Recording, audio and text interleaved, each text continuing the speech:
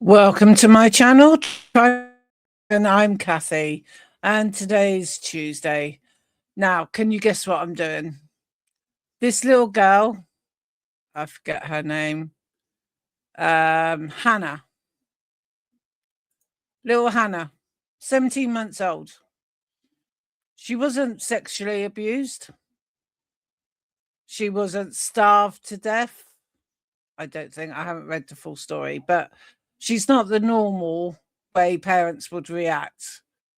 This little girl has gained her angel wings at the age of 17 months. And this is the person who did it, who is Chanel Yonko, and she's 30 years old, and she's from Houston.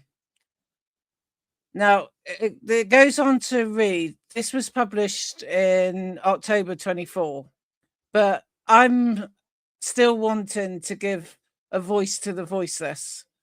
You know, there's too many children being hurt by people one way or another and that. But if you really, really don't want your child, there's other ways you can do things to do it the right way and the safe way and the best way and the way with love. But this Texas mother, she's facing the death penalty. And so she bloody well should as well. Everyone's innocent till proven guilty. We all get that. I should play a couple of news conferences in a minute, but I just want to leave the baby up because she's more important than that stupid bitch. So a Texas mother is facing death penalty as she stands accused of dumping her toddler on the side of the road and leaving her to die. How despicable is that? How can any mother, well, monster, she's not a mother, she doesn't deserve to be called a mother. She is a monster. So a Texas monster is facing death penalty as she stands accused of dumping her toddler, Hannah, on the side of the road and leaving Hannah to die. Chanel Yonko, age 30, of Houston, was charged with capital murder for the death of her 17-month-old daughter, Hannah. Hannah was discovered by a busy Galveston street around 9:45 on Wednesday by a man who was driving down the road. Brandon Huebner, a man who found her, told Fox 26, "I never thought I would ever across seeing something like this. I came down the street and I'd seen a little kid's blanket. That's going to give you nightmares. And that incident is going to stay with you for the rest of your life." He says, "As I drove a little further, I could see tiny curly hair. My body's already shivering all over just the thought of it. When first responders arrived at the 3300 block of 59th Street of Seawall Boulevard, Hannah displayed signs of life, but urgently needed medical attention according to the Galveston Police Department. She was taken to the UTMB Galveston Trauma Center, where she died soon after arrival. That's such a shame. I mean, that little girl, 17 months old, she had a life ahead. She had promises ahead. She would have had probably sleepovers with her best friends. She would have gone to nursery, on to school. Then she would have gone to senior school. Then she would have gone to college, had prom, maybe had boyfriend, get married, a decent job. And that's all been taken away from her. It's all been taken away from her in an instant. During the afternoon press conference, GPD Chief Doug Bally said the incident was definitely not a natural death. There was a fall involved and that they were other injuries. They've worded that wrong. He added, "It's tragic for everyone involved. No one ever wants to make a call like this." Huebner said he first spotted the toddler when he saw she was bruised and bleeding from her nose. Bally said the child perished from bodily harm from trauma. Her specific cause of death has yet to be confirmed. That baby was thrown away on the ground because it was blood spot where the baby's head. I'll read that again. That baby was thrown on the ground because it was a blood spot where the baby's head was.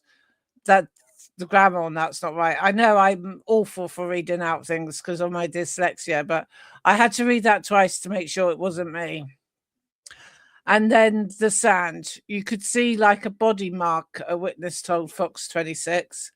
Hannah's mother was arrested shortly after the death. Police found her at a restaurant near the scene. You just kill your baby and then you go to a restaurant. I can see the sense in that.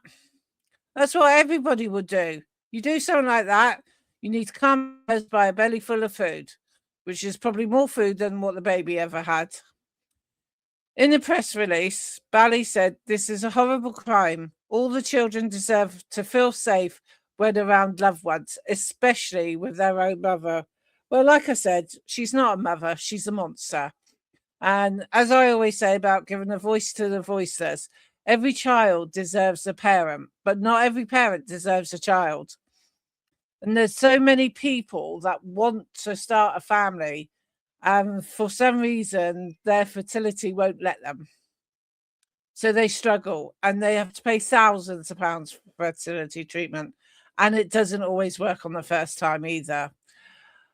Galveston Police Department is committed to bringing justice for Hannah and ensuring the safety of all children in our community. As police closed off the street and investigated the crime scene, they saw a pink flower printed blanket. "You have to take precautions," Bally said. "Everything you see is possibly evidence," which is true. You know, you've got to be very crime scene orientated. Galveston families gathered for a vigil to honor the little girl. Resident Dawn Wagner told KHOU, "She matters. She matters to me." She didn't matter to her mother. I don't know why I say mother, because she's not. She's a bloody monster. So, you know, she mattered to strangers and the community. So why didn't the monster didn't matter to her? And as this witness goes up, well, not witness, as the person at the vigil, "You could have left her anywhere. I would have taken her in a second. You didn't have to throw her out like trash." Exactly. There is so many places you could take children. You know, you could go to the hospital and say, blah, blah, blah, whatever reasons, "I can't have this child living with me anymore." Or go to the child safety people, you know, or maybe, I wouldn't say for sale, but find a family member that would take her on as their own. Urbaner said to Fox 26, "I am just heartbroken, extremely heartbroken. I wish I could have changed the outcome of it. I would give anything to have her with us today." At Thursday morning court hearing, Youngko was denied bond and requested court-appointed lawyer. She is being held at the Galveston County Jail, according to the police department. Just see if there's any more write-up on it. Right, let's get some pictures up for you. And I'll show you. Let me see if I've got some other photos of Yonko. Right, let's go back. Save that one. Because she looks absolutely terrible now. She doesn't look anything like she did on the first picture that I'm going to compare it to. Right, StreamYard. Right, this is how the woman looked recently. She doesn't look the same, does she, compared to there? Look, totally different person. She's just a monster, really is a monster. I believe I got maybe 1 or 2 press conferences. Oh, shucks, why didn't I do that? Sorry, I just realized I didn't upload another video. Which one was it? There's that one. So I could play this one first. Let's remove the ugly bitch from the screen and share screen. Sorry for me talking to myself. Just want to make sure I'm on the right one. Right, it's that one. And then I'll make it larger and play for you.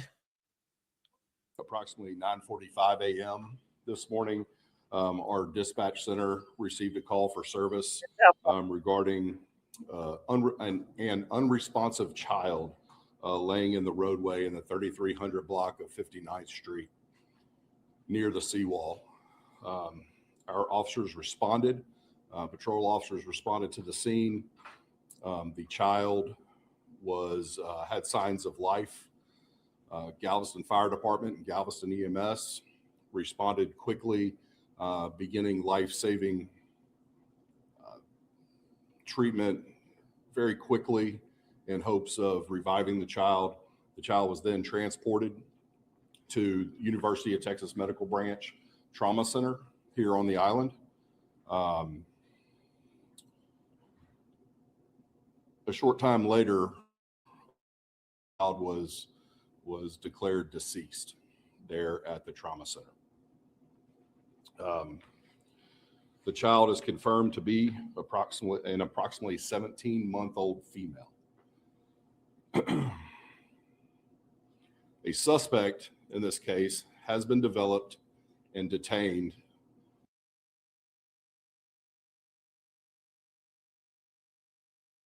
shortly after the death of the child. Galveston patrol officers and our detectives were out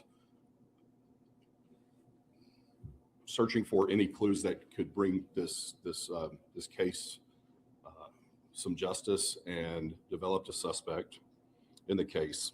The suspect was then brought to the Galveston Police Department and interviewed, and further information was developed that will lead to charges for the offense of capital murder at some point this evening. Right now, the suspect is in custody for municipal warrants and has been booked in.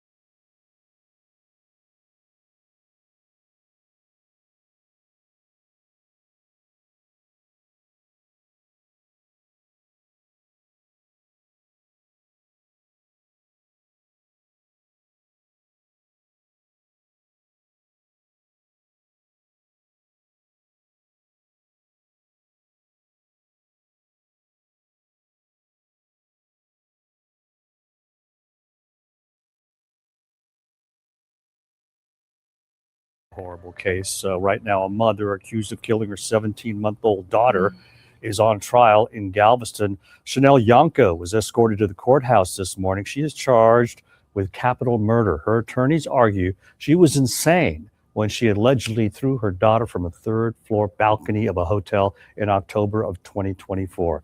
Investigators say baby Hannah had injuries consistent with the fall and puncture wounds in her back. This trial is expected to last at least a week.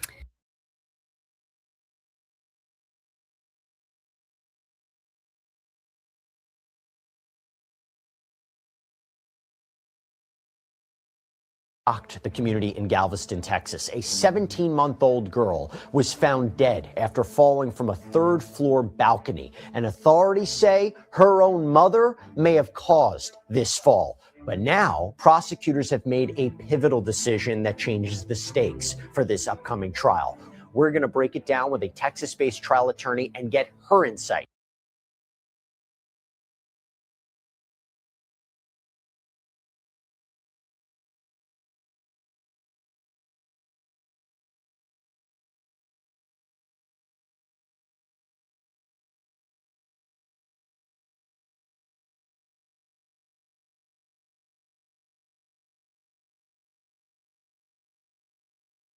Into this case. Welcome to Sidebar, presented by Law and Crime. I'm Jesse Weber.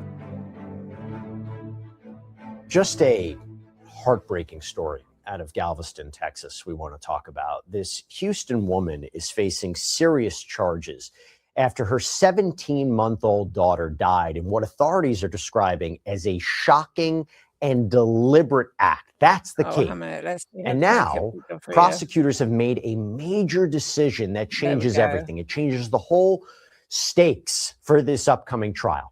In October of 2024, emergency responders were called to an area near 59th Street and Seawall Boulevard after reports of a child that was injured on the street. According to a probable cause affidavit by Detective Matthew Larson, officers arrive and they find this small pool of blood on the street and a white blanket partially on the sidewalk. Hannah Yanko, just about a year and a half old, was already in an ambulance and rushed to the hospital. Now, tragically, she did not survive. Hospital personnel pronounced her death at 10:34 a.m., and investigators noted that she had 3 puncture wounds on her back. So that could suggest that those injuries may have occurred prior to her fall. And that is when investigators quickly uncovered shocking details. Surveillance footage from the Beachfront Palms Hotel allegedly captured the moment that Hannah fell from a third-floor balcony.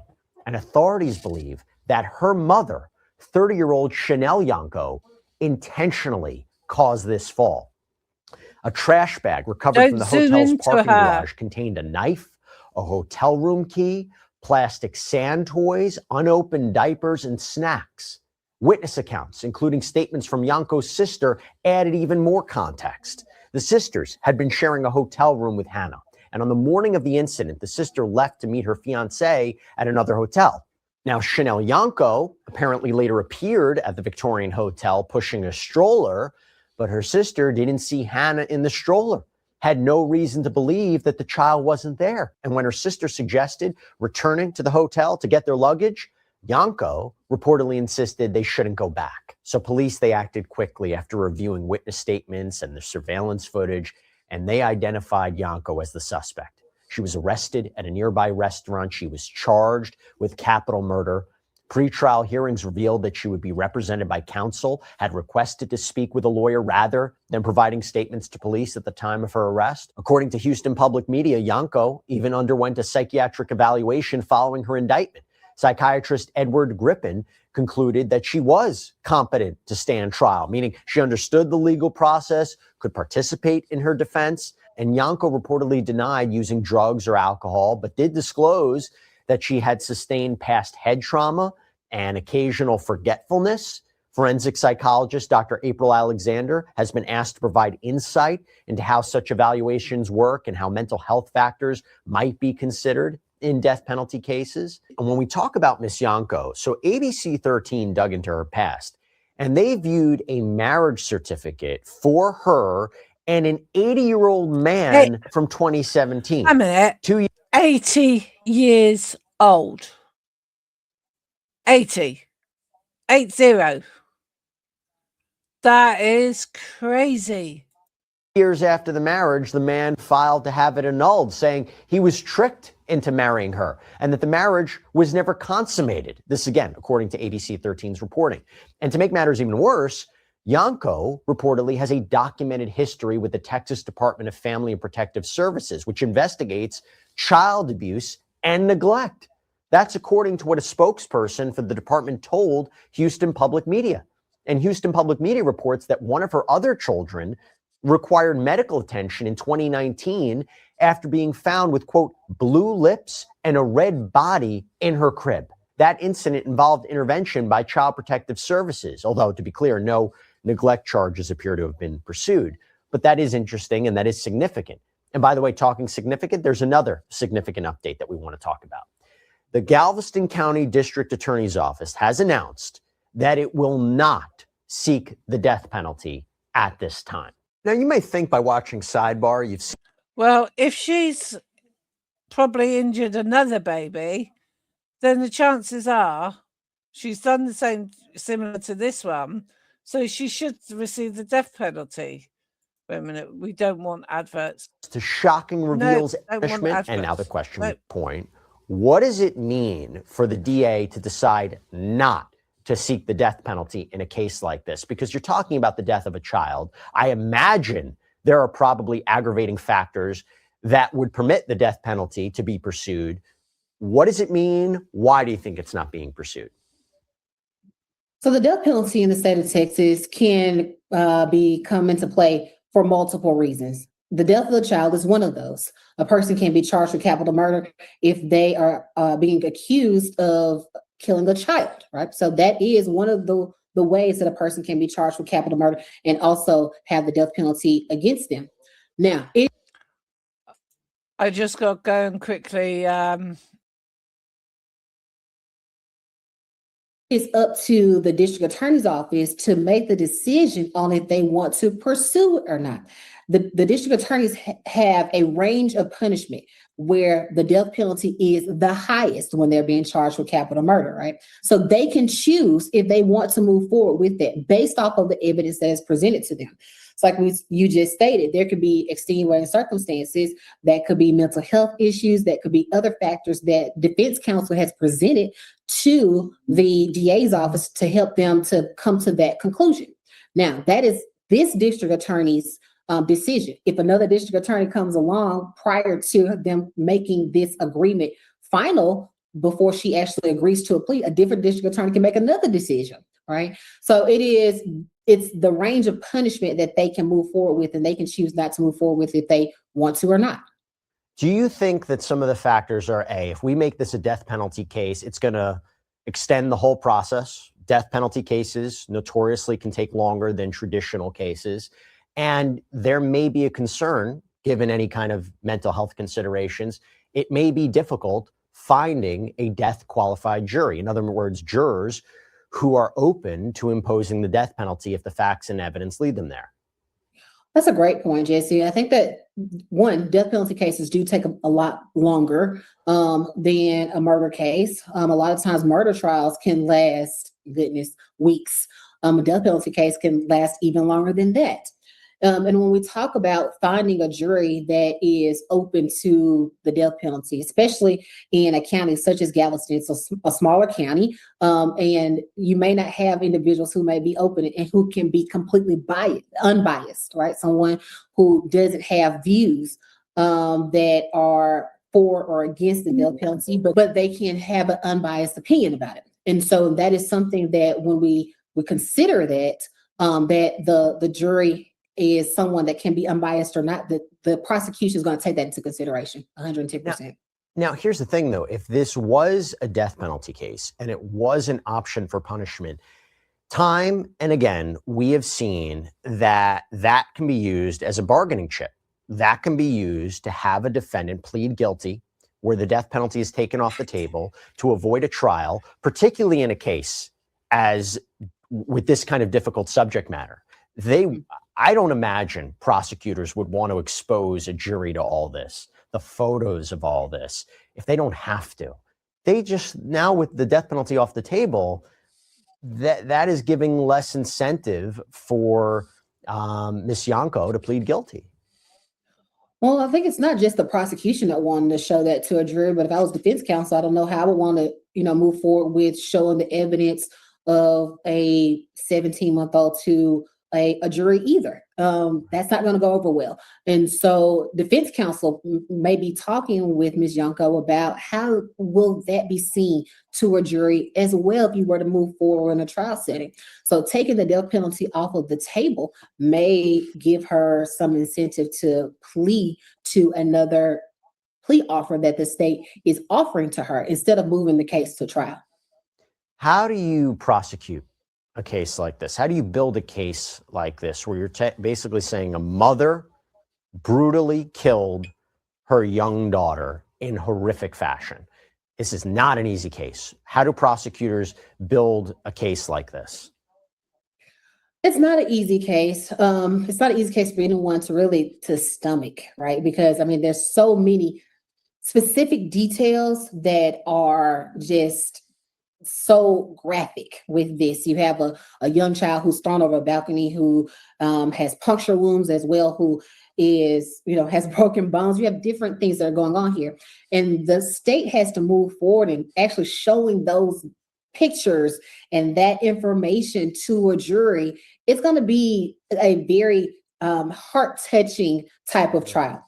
And the prosecution, again, and defense counsel, either one of them, I wouldn't want to move forward with the trial like that unless it was necessary if I'm defense counsel. And so just having that conversation with Ms. Yanko, if I'm defense counsel, telling her these are all the things that are going to come out in the prosecution. These are all the things that are going to come out to a jury, and they are going to have all of this information, and that could easily increase it. If the state takes it off of the table of the death penalty, if you decide to go to them for punishment or anything like that, they could take it back up and to the maximum allowed for her to go to prison. So it's several different things there. If I was defense counsel, I wouldn't be asking or talking to her, encouraging her to move forward in a trial setting like this. Surveillance footage is a potentially key piece of evidence in this case. You talked about defense counsel. How do they challenge it? How do they challenge its use? How do they challenge it? How do they challenge it being interpreted by a jury? Because isn't it pretty clear cut or no? It can be pretty clear cut.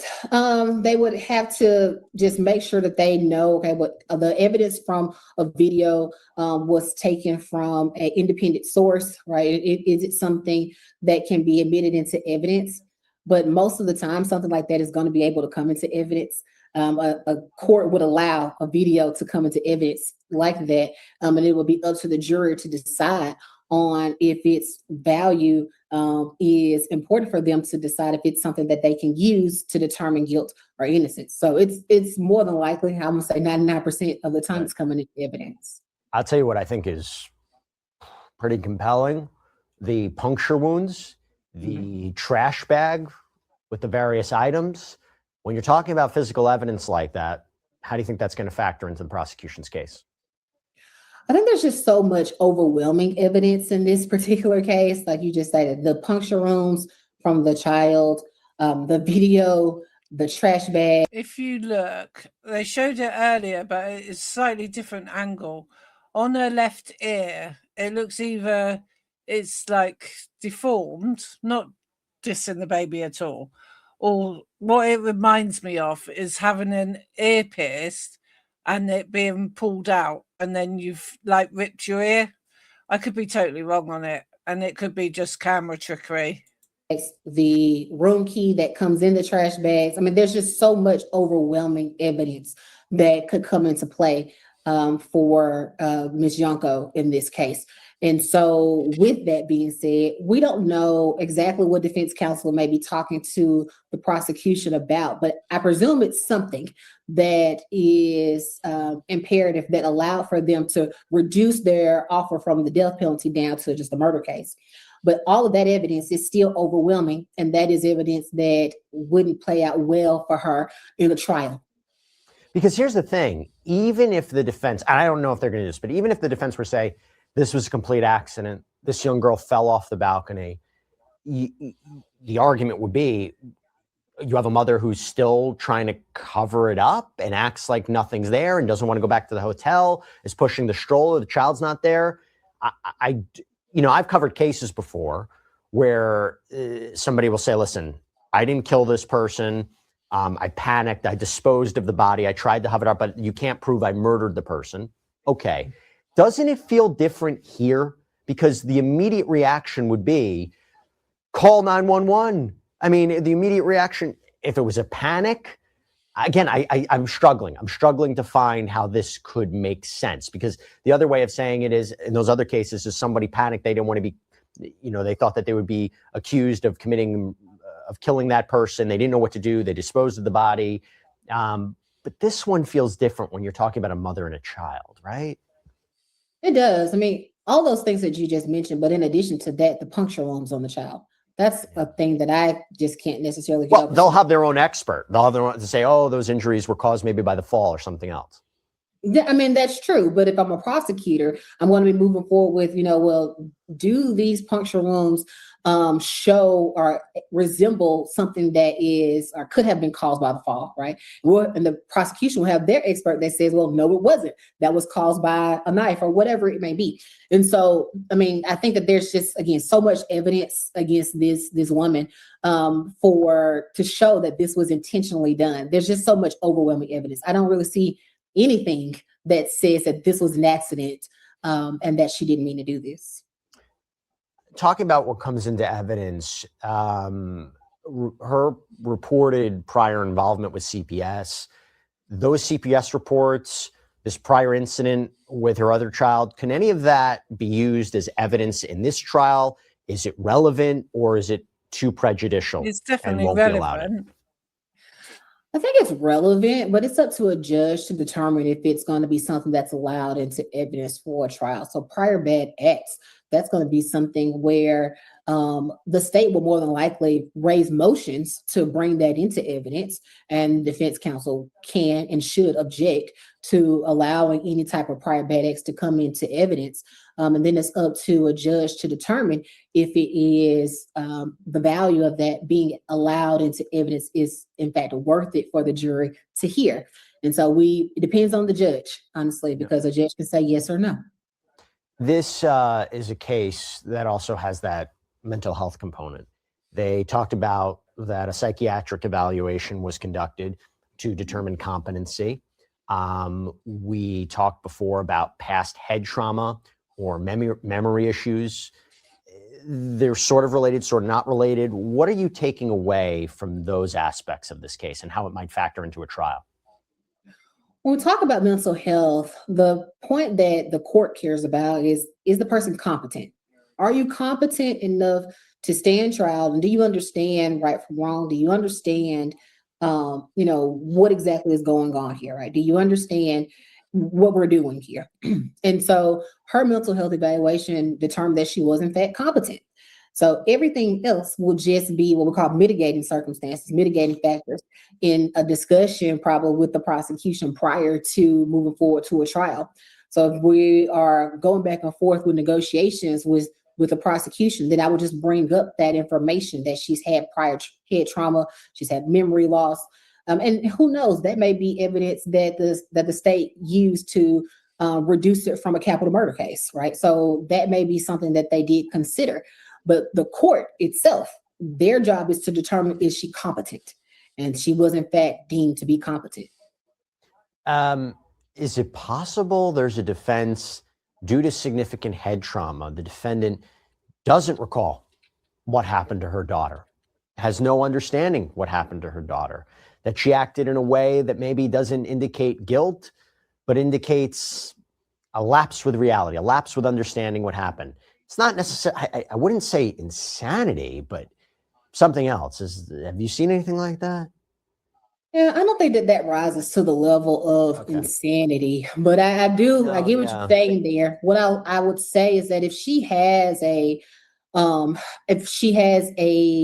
expert witness that can testify that, well, based off of what I have evaluated with her, she often has lapse in memory. She also has lapse in judgment. She, has all of this, and she has a history and a pattern of that.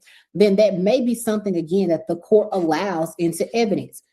That is something that happens generally in the pretrials, where the defense counsel may ask the judge to allow that into a trial. And again, the judge is the person who makes the determining factor or makes the determining decision on if that can be allowed into evidence. And it just depends on if they say yes or no. Now, I will say, despite the uncertainty regarding the death penalty at this point, this trial is scheduled to begin on December 1st, 2025. It's expected to last 2 weeks. When you think about this, it seems like more of an advantage for the prosecutors on jury selection, who they will want.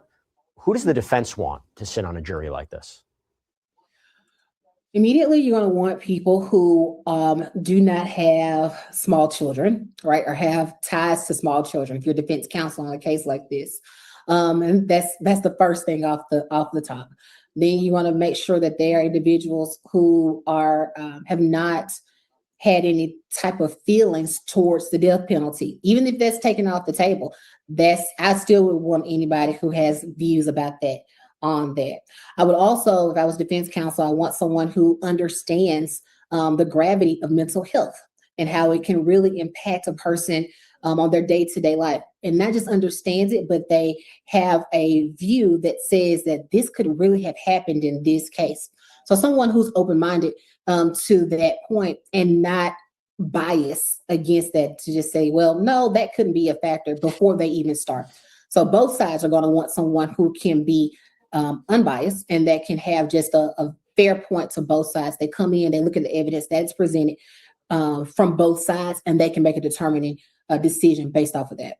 It's such a horrible case. It's so sad. We've been talking the legal points about it, but from a human point of view, it is just very hard to imagine. Bridget Williams, thank you so much for coming on. Right, so that's all from that one, but I did find, let's put that little baby up on the stage because she's better looking than me. I'll read this one out. Where was it? Right, so let me see where to start, because I don't want to start off the whole story. Right,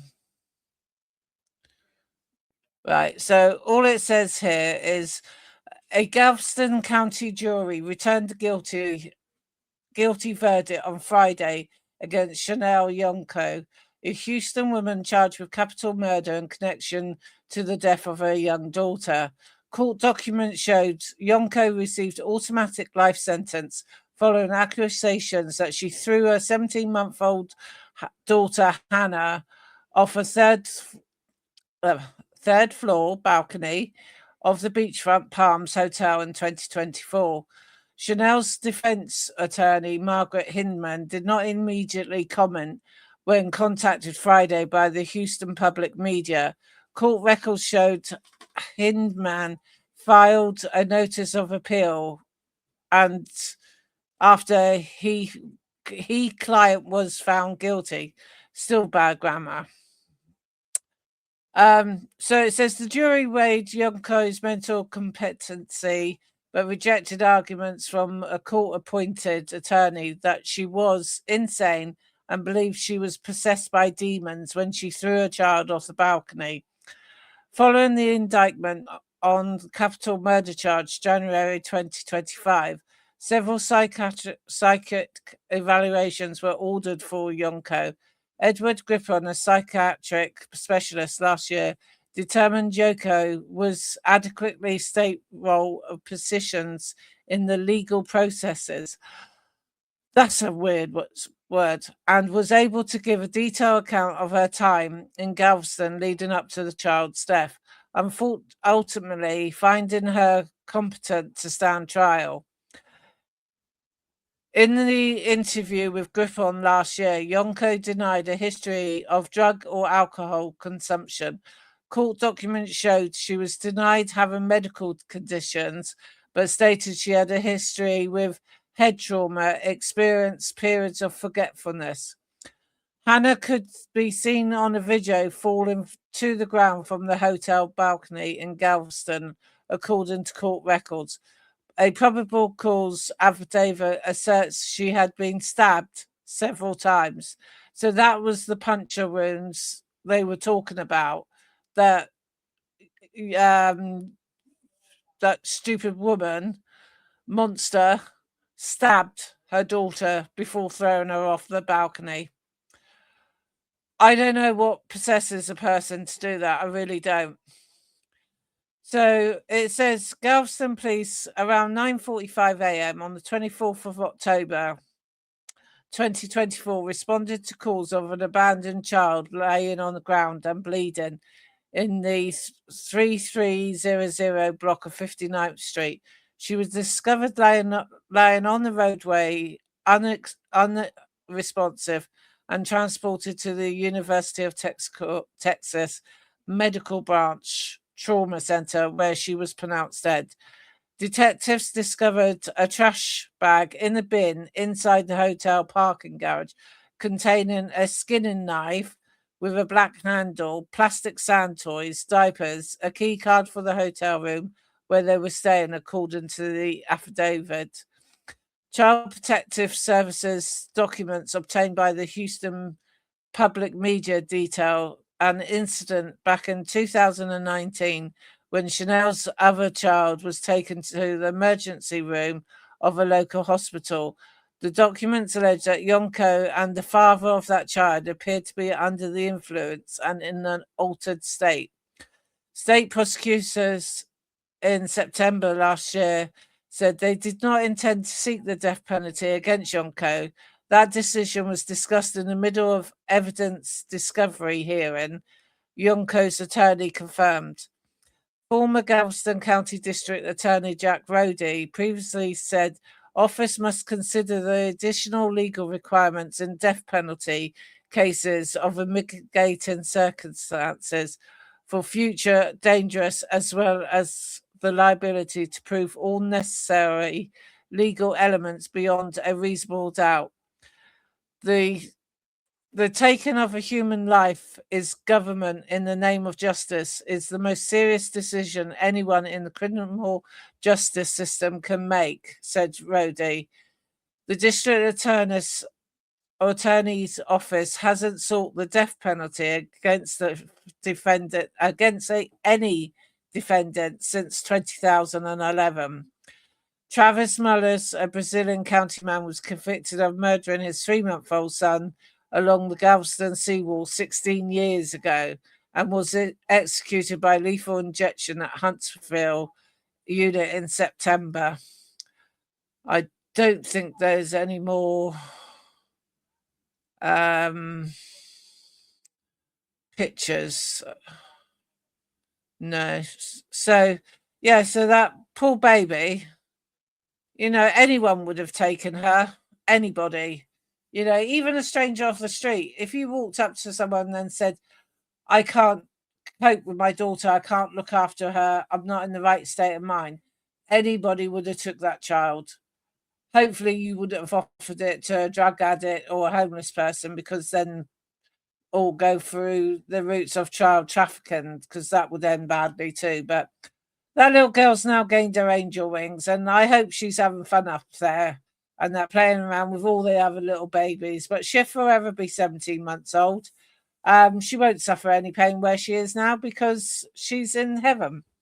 So thank you for watching. If you have any stories that you want me to cover, please email me. I don't know if the email was scrolling down at the bottom. Let me remove these a minute, because usually it scrolls across the bottom, but I noticed it was not been doing that. No. So let me see if I can add it quickly now. There you go. Right, so my email is truecrimefiles2026@gmail.com. Please like and share. It does help me to get into the algorithms of YouTube and helps to get the story out there, especially if not many people have covered this particular story. And also, if you fancy buying me a cup of coffee, it's go on to buymeacoffee.com/Kathy P, and I will enjoy a nice cup of coffee from you. Yes, because down the road, at the bottom of my road, we got a co-op and they got a Costa machine in there. Or if I go a bit further to the petrol station, they got a Greggs outlet inside the petrol station.